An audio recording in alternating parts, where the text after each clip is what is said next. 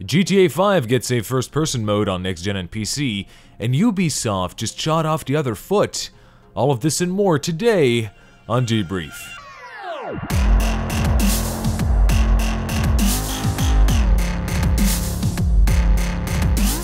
What is your favorite pastime in GTA? Driving around the city at night, admiring nature whilst taking a peaceful walk in a forest?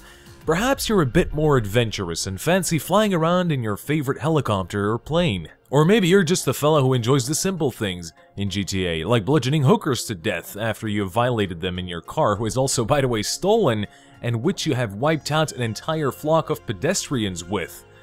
Ah, classic. Well, in less than 2 weeks from now, you'll be able to enjoy all of your favorite GTA moments in first person when GTA 5 finally releases for the next-gen consoles. Also, why do we keep calling them next-gen consoles? This brand new, reworked, and improved version of GTA 5 will of course include a multitude of changes and both visual and technical upgrades. The game will not only feature an all-new first-person cover system, but also thousands of new animations and many more things I shall spare you from at the moment. I will leave a link in the description of this video where you can check out and read about all of the new changes and updates that are coming to the next-gen version of GTA 5. The brand new first-person mode will also be available by one gentle stroke of a button.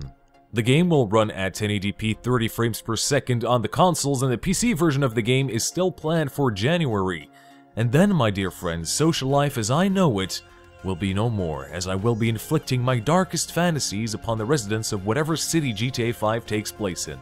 Now let's get on to the next story. Ubisoft will no longer make their upcoming AAA titles available on Steam, or at least not in the UK. Now why, you ask? Well, I haven't the slightest clue. Perhaps they just want to follow into the footsteps of EA in their origin, which has come a long way but still feels like a pain in the buttocks at times. Or maybe they just like to keep shooting themselves in the foot, who really knows? Instead of selling their games on Steam, you will now have to redeem your Far Cry's and your soon-to-become 5 annual Assassin's Creed titles through Uplay, which has made the internet very unhappy, including myself.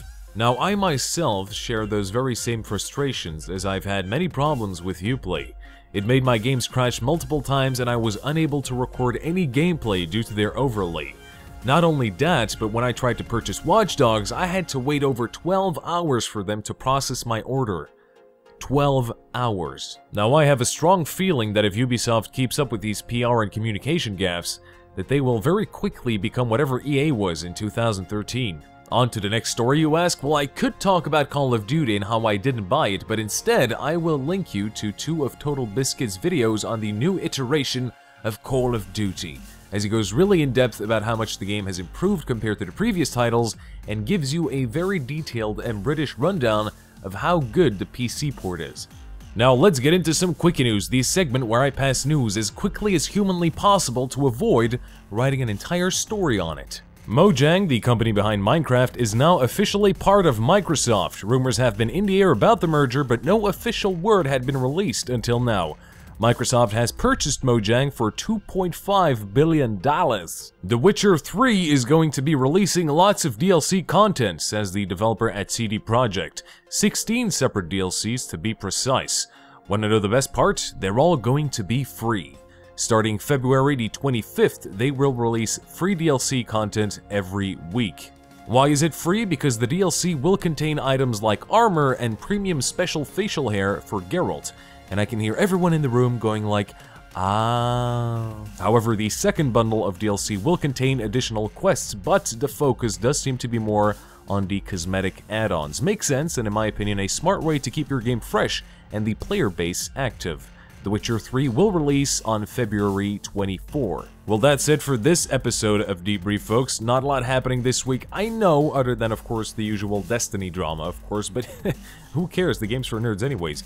Give the video a thumbs up if you enjoyed. Also, be sure to share the video as it really helps out the show.